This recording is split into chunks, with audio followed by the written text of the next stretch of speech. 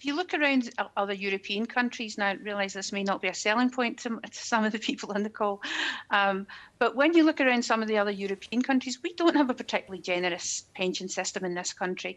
We have some of the poorest pension provision instead of state pension that you see that we've seen across Europe. So it's not that we are being overly generous.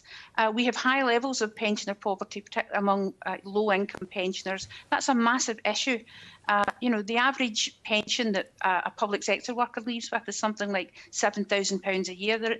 This idea that they're all gold-plated pensions just isn't the reality for most people. But nobody suggested. Forgive me, but nobody suggested they're gold-plated. But I know you haven't said it here, but it has been said in the past, and I'm just commenting on that fact that actually for public sector workers, many of them look in bemusement when they see some of these headlines, but that's why the state pension becomes so important going forward.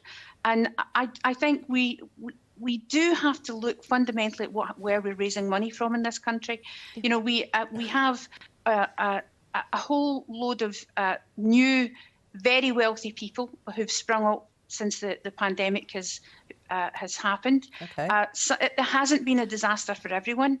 It has been something that's meant certain people, certain organisations have made a lot of money from it. All right. And that's something that has to be looked at. Okay, and we have to start taxing people according to what their wealth is, not just what their earnings are.